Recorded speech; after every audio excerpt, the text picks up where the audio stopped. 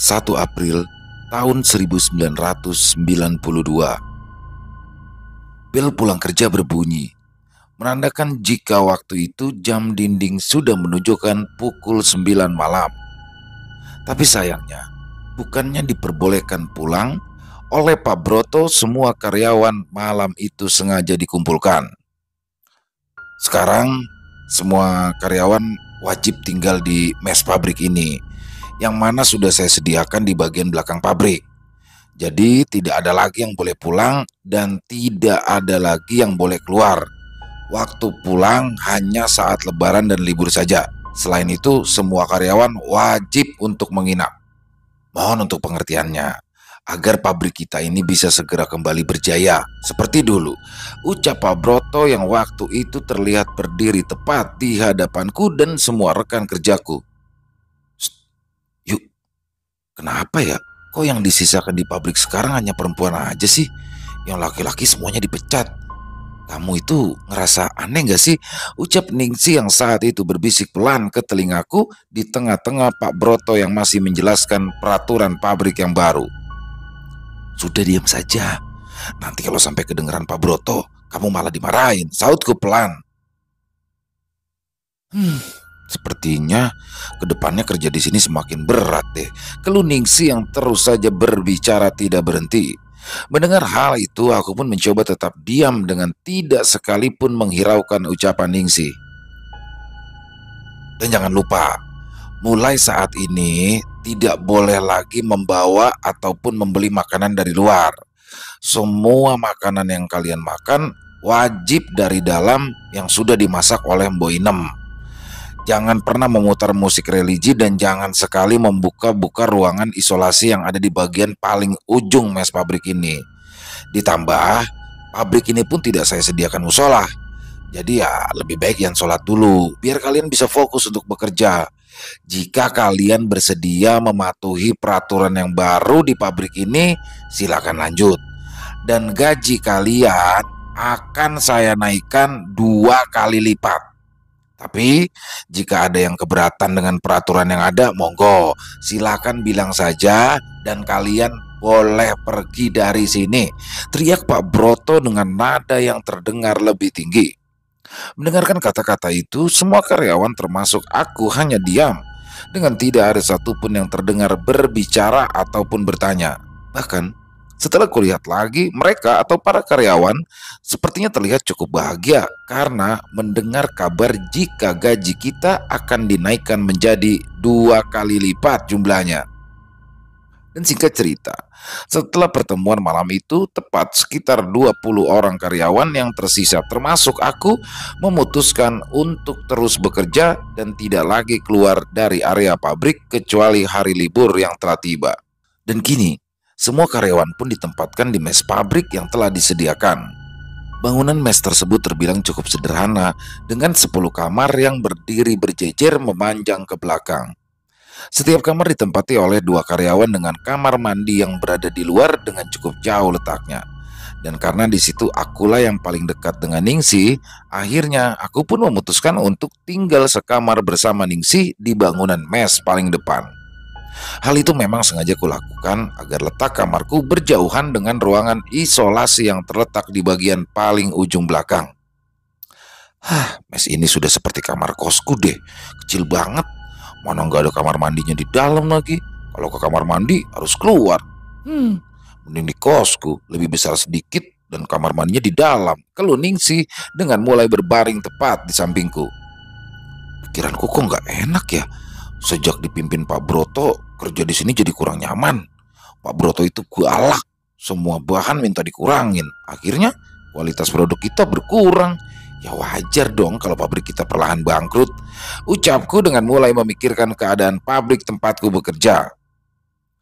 Kalau hal itu sih aku nggak mau mikirin. Aku malah mikirin keadaan sekarang. Masa kita nggak disediain musola, disuruh fokus kerja, tapi nggak boleh sholat, nggak boleh denger musik religi juga. Coba deh kamu teliti, lihat semua karyawan yang dipertahankan. Semuanya itu masih perawan, termasuk kita. Kok aku jadi takut ya nanti kita diperkosa, imbu Ningsi dengan raut wajah yang terlihat serius dengan perkataannya. Ya makanya kita itu harus saling jaga. Kalau ada apa-apa kita saling bantu, jangan diem aja. Ya dengan begitu kan insya Allah kita akan baik-baik saja. Sudahlah, kan gaji kita juga bakalan naik 2 kali lipat. Kita coba aja dulu. Nanti kalau memang nggak betah dengan pabrik ini, ya udah kita mundur aja. Itu aja kok repot. Jawabku dengan mataku yang mulai ku pejamkan karena kala itu aku sempat melirik ke arah jam dinding yang sudah menunjukkan pukul setengah 12 malam, hingga akhirnya malam itu pun berlalu begitu saja. Di keesokan harinya, aku dan semua karyawan pun bekerja seperti biasanya. Dan karena saat itu karyawan yang tersisa hanyalah sedikit, akhirnya membuat beban pekerjaanku semakin banyak saja. Puncaknya, setelah sekitar 2 bulan lamanya keadaan pabrik yang sebelumnya cukup terpuruk, kala itu tiba-tiba saja kembali ramai tidak terkira. Pesanan produk yang sangat banyak jumlahnya, ditambah jangkauan pesanan yang semakin luas, membuat pekerjaan yang sebelumnya terasa berat, waktu itu sudah terasa semakin menyiksa. Jam kerja yang sebelumnya hanya 9 jam, waktu itu pun perlahan menjadi selalu saja lembur tidak karuan, yang akhirnya membuatku pukul 11 malam selalu baru saja kembali ke mes. Dan disitulah tidak hanya aku, semua karyawan di pabrik tersebut terlihat cukup keheranan dengan keadaan yang ada, karena kami pun tahu jika produk di pabrik tersebut waktu itu bisa dikatakan sangat-sangat buruk kualitasnya. Produk minuman kita ini kan gak enak, Kak. Kok bisa laku? Ucap para karyawan lain yang terdengar keheranan dengan keadaan yang ada. Karena aku tidak mau ambil pusing, aku pun tetap fokus bekerja dengan kini aku yang bisa dibilang sudah semakin sibuk saja. Dan di sela-sela kesibukanku itulah, akhirnya aku pun mulai melihat jika sepertinya pabrik tempatku bekerja ini mulai menampakkan keanehan. Hampir di setiap sudut pabrik, aku selalu melihat adanya sesajen yang terlihat selalu saja baru, entah siapa yang menatanya. Dan tidak hanya itu, ceker ayam hitam yang terlihat menggantung di beberapa pintu pabrik sempat membuatku curiga tentang apa yang sedang dilakukan oleh Pak Broto sebenarnya. Tapi di situ, karena aku memilih untuk fokus bekerja dengan tidak mau menghiraukan semuanya, akhirnya aku pun lalu mencoba cuek dengan keadaan yang ada. Hingga akhirnya malam itu pun tiba. Benar, benar sekali. Malam itu untuk pertama kalinya aku pun mulai menyadari jika sepertinya di pabrik tempatku bekerja ini dihuni oleh makhluk-makhluk tak kasat mata. Masih sangat teringat jelas di kepalaku. Malam itu sekitar maghrib tiba, aku melihat Pak Broto yang sebelumnya jarang sekali keluar dan selalu saja berada di ruangan. Waktu itu tiba-tiba terlihat berjalan ke arah ruangan isolasi yang berada di bagian belakang pabrik. Ruangan isolasi ini memang tepatnya berada di samping ujung mes karyawan.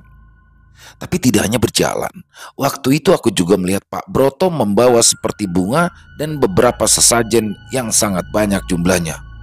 Loh, Pak Broto kok masuk ruangan isolasi bawa-bawa sesajen ya? Jangan-jangan Pak Broto ini menyembah setan, pikirku dalam hati.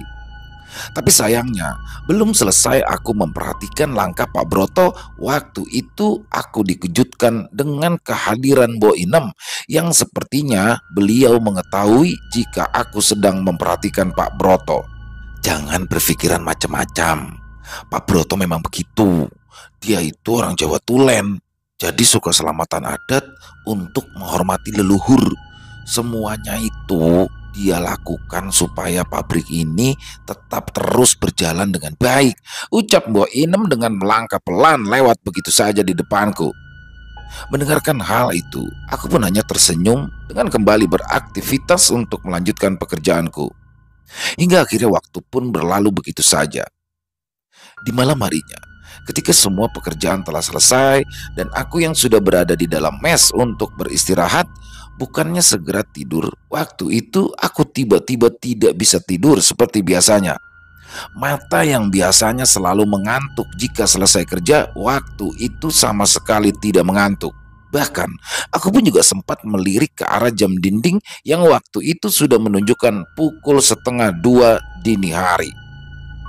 Aku pun hanya diam di dalam kamar dengan sesekali memperhatikan Ningsih yang waktu itu sudah tertidur dengan lelap.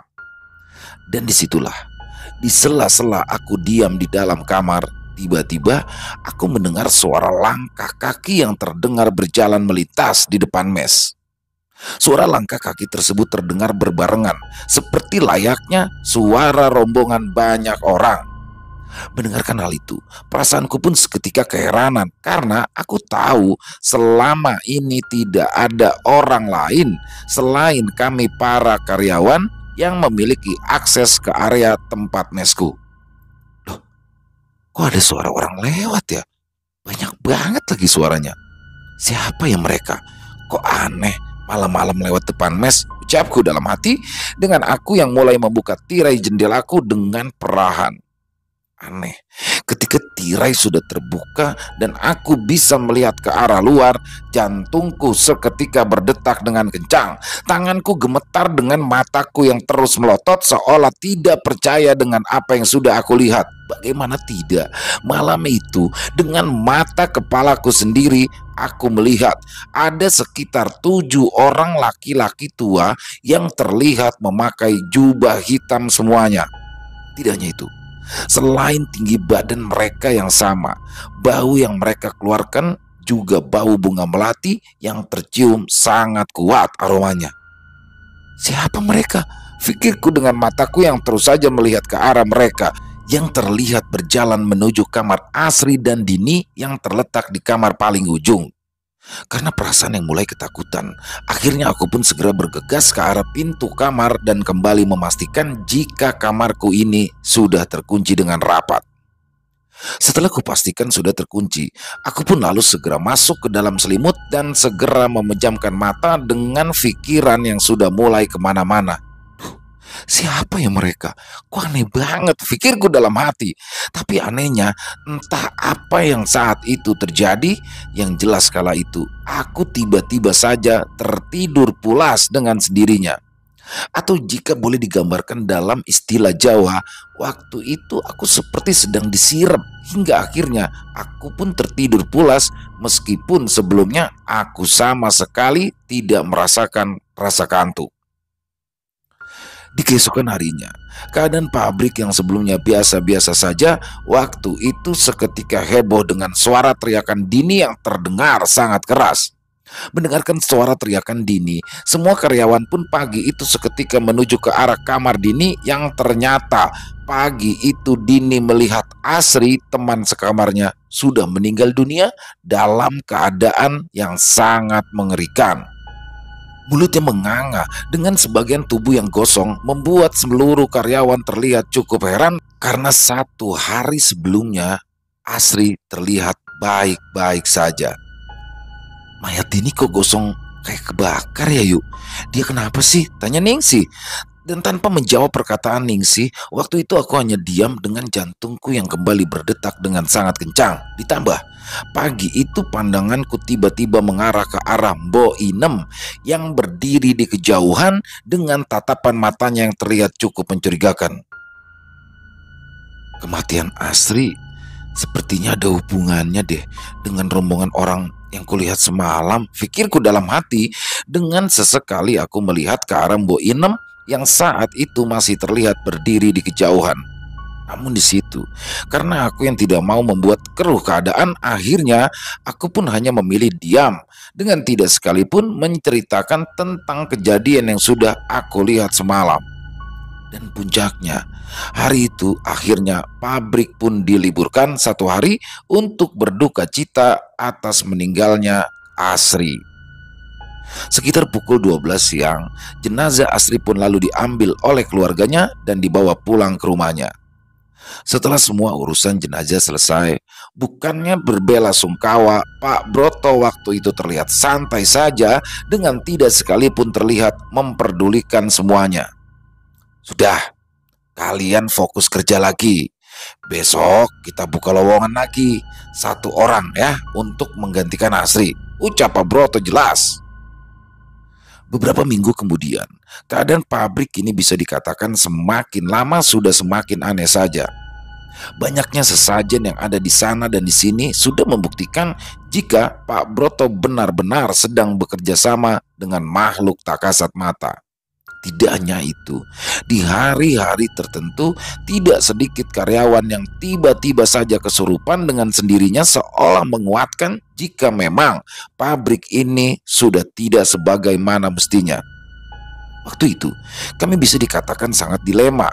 Meski keadaan di pabrik semakin hari semakin aneh, kami pun tetap bertahan karena memang gajinya yang cukup menggiurkan. Di sisi lain, ekonomi kami memang membutuhkan meskipun keadaan yang bisa dibilang sangat mengherankan. Tidak jarang, kami melihat rekan kami yang kesurupan, ditambah lagi setiap malam kami selalu melihat kegiatan dari Mbok Inem yang sudah semakin aneh saja. Seperti menaburkan potongan bunga melati di setiap depan kamar mes kami, menaruh sesajen di setiap pintu mes, dan lain sebagainya. Setiap malam Jumat Legi tiba, satu persatu dari kami pun tiba-tiba saja meninggal dunia dengan kondisi yang sama dengan kondisi Asri sebelumnya. Sebagian tubuhnya gosong dengan mulut yang menganga, sudah membuktikan jika kematian karyawan di pabrik ini bisa dikatakan sangat tidak wajar. Tapi aneh, setelah kematian karyawan lama, selalu saja ada karyawan baru yang menggantikannya. Saat itu, karyawan lama benar-benar kuhitung dan tinggal hanyalah 3 jumlahnya termasuk aku. Dan singkat cerita, karena sudah berada di puncak ketakutan, akhirnya aku, Ningsi, dan Welas yang notabene adalah karyawan lama yang tersisa akhirnya memutuskan untuk melarikan diri karena kami takut kamilah yang saat itu akan menjadi korban selanjutnya. Dan benar, setelah sekian lama dan memperhatikan semuanya, akhirnya aku pun tahu jika Pak Broto sedang mengabdi kepada setan dengan menumbalkan karyawan-karyawannya agar pabriknya bisa semakin maju. Tapi sayangnya, setelah kita bertiga sudah keluar dan sudah berada di rumah kami masing-masing, bukannya aman. Ternyata kematian itu tetap datang ketika malam Jumat Legi telah tiba. Setelah Welas dan Ningsi ditemukan meninggal dunia di dalam rumahnya, waktu itu hanya tersisa akulah yang masih bertahan di dunia ini. Mengetahui semua itu, setiap harinya aku pun hanya bisa menangis dengan terus melihat kalender yang sudah semakin mendekat ke hari Jumat Legi berikutnya. Dan semua keadaanku tersebut sudah kuceritakan kepada orang tua dan juga keluarga besarku, namun sayangnya karena mereka orang-orang yang kurang percaya dengan hal-hal yang berbau mistis, akhirnya keluhanku pun bukan dianggap sebagai masalah yang serius. Malam itu adalah tepat 7 hari sebelum malam Jumat Legi tiba. Aku yang sebelumnya selalu menangis di setiap harinya, waktu itu pun sudah pasrah dengan waktu yang saat itu banyak sekali kuhabiskan dengan melamun begitu saja. Rasa pasrah, menyesal, dan ketakutan akan kematian kala itu benar-benar sudah bercampur menjadi satu. Tapi syukur, Tuhan masih sayang kepadaku. Di tengah-tengah rasa keputusasaan, waktu itu rumahku tiba-tiba didatangi oleh Kiai Ahmad yang mana beliau adalah salah satu tokoh agama yang ada di daerahku. Saya tadi tidak sengaja lewat depan rumah ini dan sepertinya di rumah ini hawanya gak enak ya, ucap Kiai Ahmad dengan menatap ke arahku. Mendengarkan hal itu, orang tuaku yang sebelumnya menyambut kedatangan Kiai Ahmad di depan pintu seketika terkejut dengan perasaan yang seolah-olah tidak percaya dengan apa yang sudah dikatakan oleh sang Kiai. Maksudnya bagaimana ya Pak Kiai? Ucap ibuku yang terlihat cukup kaget dan ikut menatap ke arah wajahku.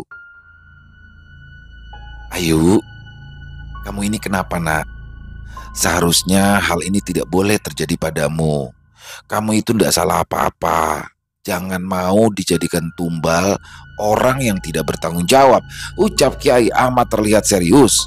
Di situ, rasa kaget orang tuaku terlihat seolah seperti sudah sampai pada puncaknya. Mereka pun seolah baru menyadari jika semua ucapanku selama ini memang benar adanya. Jadi, apakah benar Jika Ayu akan meninggal di malam Jumat seperti yang sudah dikhawatirkan selama ini? Tanya ayahku kepada Kiai Ahmad. Betul, jawab Kiai Ahmad singkat dan terus memperhatikan mataku.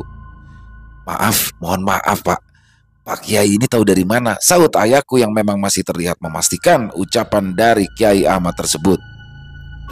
Itu di belakang Ayu ada sosok kuntilanak yang memang sudah lama mengikuti Ayu. Dan Ayu ini sepertinya akan dijadikan tumbal oleh bosnya. Kita tidak bisa menuntutnya karena kita tidak punya bukti jika semua ini memang ulahnya. Tapi jika mungkin saja kamu paham dunia astral, ya mungkin kamu akan mengerti dengan apa yang saya katakan, imbu Kiai Ahmad.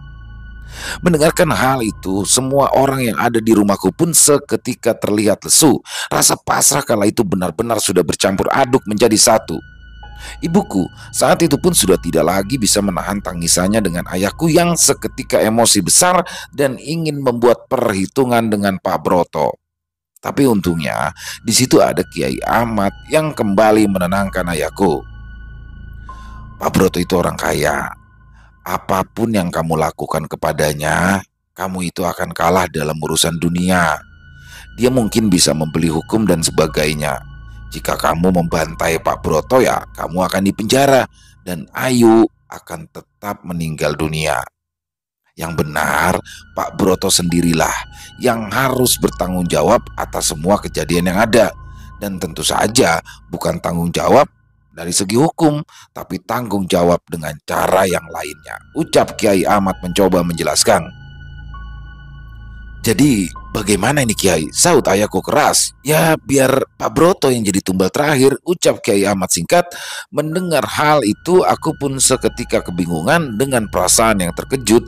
Karena bersamaan dengan itu pandanganku teralihkan dengan adanya Mbok Inem yang saat itu tiba-tiba terlihat sudah ada di depan rumahku. Dan tidak hanya itu, di tangan Mbok Inem kala itu aku juga melihat adanya beberapa sesajen yang terlihat dibawa di tangannya. Namun anehnya, belum sampai aku mengatakan kepada orang tuaku jika waktu itu ada Mbok Inem, kepalaku yang sebelumnya baik-baik saja, waktu itu tiba-tiba terasa pusing tidak terkira. Pandanganku kabur dengan seluruh badan bergetar seperti orang yang sedang merasa kedinginan. Waktu itu keadaan tiba-tiba gelap dengan diiringi suara berdenging dengan sangat kencang dan hingga akhirnya beberapa saat setelah itu mataku kembali kubuka dan aneh, waktu itu aku tiba-tiba sudah tidak berada di dalam rumahku seperti sebelumnya. Ketika aku membuka mata, tiba-tiba aku berada di sebuah hutan belantara. Tidak hanya itu, di hutan tersebut dengan mata kepalaku sendiri di kejauhan aku melihat ada beberapa rekan kerjaku yang sebelumnya sudah meninggal dunia. Aku juga masih sangat ingat waktu itu aku juga melihat adanya Ningsih yang terlihat berjalan melamun dengan tidak sekalipun mengenakan pakaian yang melekat di tubuhnya. Benar, waktu itu aku sempat merasa jika di situ aku sudah meninggal dunia. Karena di situ aku bisa melihat semua rekanku yang sebelumnya sudah meninggal dunia. Semuanya tidak ada yang mengenakan pakaian. Wajahnya pucat dengan berjalan dengan tatapan kosong. Mengetahui semua itu, aku pun lalu menguatkan diriku dengan berjalan lebih mendekat agar aku bisa melihat apa yang sedang mereka lakukan. Tapi sayangnya, belum lama aku melihat semua itu, tiba-tiba aku mendengar suara Kiai Ahmad yang terdengar seperti sedang memperingatkanku. Kembali nak, jangan ikut ke sana. Ayo, kembali ya, kembalilah, ucap Kiai Ahmad lirih yang terdengar juga dari kejauhan. Perasaanku sudah campur aduk tidak karuan. Rasa sedih, rasa takut waktu itu sudah benar-benar bercampur menjadi satu. Aku bingung harus berbuat apa karena waktu itu aku sebenarnya juga tidak mengetahui aku sedang berada di mana. Hingga akhirnya ketika aku masih dalam kebingungan, tiba-tiba aku merasakan ada air liur yang menetes di pipiku, yang setelah aku menoleh ke arah atas, tepat di atasku ada sosok berbulu lebat yang berdiri besar di belakangku. Tidak hanya itu, sosok besar berbulu tersebut terlihat menggeram seperti sudah siap untuk menerkamku. Sosok tersebut cukup tinggi, matanya merah dengan seluruh tubuh yang dipenuhi bulu layaknya gorila. Di sudut lain, di antara rerumputan aku pun juga melihat adanya perempuan yang berwajah hancur sedang membawa tali besar yang dililitkan di lehernya. Rasa takutku rasanya sudah sampai pada puncak. Aku berteriak histeris, berlari ke arah sumber Kiai Ahmad yang waktu itu memang masih terus terdengar perlahan. Setelah lama berlari, aku pun tiba-tiba dikejutkan kembali dengan munculnya Mbok Inem yang terlihat sedang menghadang jalanku. Tidak hanya menghadang, waktu itu di tangan Mbok Inem juga aku melihat sebuah tali yang sama seperti yang sudah aku lihat dibawa oleh sosok perempuan berwajah rusak sebelumnya. Karena aku menganggap jika Mbok Inem juga berbahaya, akhirnya aku pun kembali berlari menjauh dengan teriakan dan tangisan yang sudah tidak bisa lagi aku bendung. Dan disitulah ketika aku masih terus saja berlari, di tengah-tengahnya tingginya rumput ilalang, aku tiba-tiba seolah seperti dibekap oleh seseorang yang akhirnya pandanganku kembali gelap seperti sebelumnya. Beberapa lama kemudian, perasaanku yang sebelumnya kacau kala itu perlahan mulai sedikit lega, karena ketika aku membuka mata, aku tiba-tiba sudah berada di rumah Kiai Ahmad dalam keadaan yang sangat membingungkan. Rambutku acak-acakan dengan mulutku yang seolah terasa bau wangi melati seperti halnya orang yang telah memakan banyak sekali bunga melati. Dan tidak hanya itu, di rumah Kiai Ahmad kala itu juga aku melihat adanya kedua orang tuaku dengan tatapan yang terlihat sangat khawatir tidak terkira. Disitulah rasa sedihku rasanya sudah sampai pada puncaknya. Aku menangis dengan tanganku yang memeluk ibuku. Dengan tidak henti-hentinya aku mengucapkan kata maaf jika selama ini aku sudah berbuat salah banyak dengannya. Sudah, Nduk, sudah. Semuanya sudah selesai, ucap ibuku pelan. Mendengarkan hal itu, aku pun terkejut dengan kembali menanyakan maksud dan perkataan ibuku tersebut. Maksudnya bagaimana, Bu? Tanyaku bingung. Pak Broto itu sudah meninggal dunia kemarin malam, imbu ayahku dengan santainya. Loh, sekarang apa sudah lewat malam Jumat? Sautku. Sudah. Kamu itu kerasukan 1 minggu lebih lamanya. Saya pun juga khawatir kalau kamu itu nggak bisa lagi kembali, tapi syukur alhamdulillah akhirnya kamu pun bisa sadar, terang Kiai Ahmad jelas. Tubuhku pun kembali lemas, jantungku berdetak kencang dengan perasaan yang sudah tidak karu-karuan. Bagaimana tidak? Waktu itu aku hanya merasa sebentar saja tersesat di dalam hutan, tapi aneh, menurut orang-orang aku sudah 1 minggu lamanya tidak sadarkan diri. Aku pun hanya bisa menangis terseduh-seduh di pangkuan orang tuaku dengan rasa syukur yang sangat luar biasa, karena saat itu aku merasa sudah berhasil melewati semuanya. Beberapa hari setelah itu, aku pun lalu kembali menanyakan tentang kematian Pak Broto dan apa yang sebenarnya terjadi kepadaku kala itu. Tapi sayang, bukannya menjawab dan menjelaskan, ibu dan ayahku terlihat diam, seperti sedang menyembunyikan sesuatu dariku. Apa yang sebenarnya terjadi kepadaku dan bagaimana kematian Pak Broto sampai saat ini, aku pun masih tidak tahu dengan jelas. Setiap kali aku bertanya kepada kedua orang tuaku, mereka pun akan selalu menolak untuk memberikan keterangan. Akan tetapi, menurut kabar berita yang kudengar dari orang-orang, kematian Pak Broto terjadi karena ulahku. Dan kini, setelah semuanya selesai, aku pun berharap jika tidak ada lagi pabrik ataupun perusahaan yang melakukan hal-hal seperti itu lagi. Dengan dibagikannya kisah ini, semoga menjadi pelajaran agar kita bisa lebih berhati-hati lagi. Selesai. Wow, luar biasa. Kisah dari Lakon Story itu selalu dark banget ya, gelap banget. Dan ini tahun 92 nih. Tahun 92 itu umur saya baru berapa itu, masih SD saya. Dan di tahun 92 ini memang pabrik-pabrik ini masih belum seperti sekarang ya. Jadi mungkin saat itu juga belum terlalu terkontrol. Mungkin juga dari jam kerjanya, kalau sekarang kan dikit-dikit buruh bisa mengadukan kepada banyak sekali lembaga-lembaga yang menampung daripada keluhan ataupun aspirasi dari karyawan pabrik. Jadi situasinya memang berbeda. Di tahun-tahun seperti itu masih banyak sekali ya pabrik-pabrik atau tempat-tempat pekerja yang masih menggunakan hal-hal seperti itu ya, media-media seperti itu masih banyak sekali, dan mungkin sekarang juga pun masih banyak ya. Seperti yang pernah dibagikan di dalam kisah di Extreme Movie ya, pernah kita bagikan, yaitu pabrik peleburan besi itu terjadi di tahun-tahun masih 2000-an, masih hangat gitu loh. Tapi memang nyata, tapi kembali lagi ini adalah kisah nyata yang dibagikan oleh narasumber, yang mana tim dari Lakon Story itu menulis cerita langsung dari narasumber. Tapi untuk percaya atau tidaknya kami kembalikan lagi kepada para pendengar masing-masing.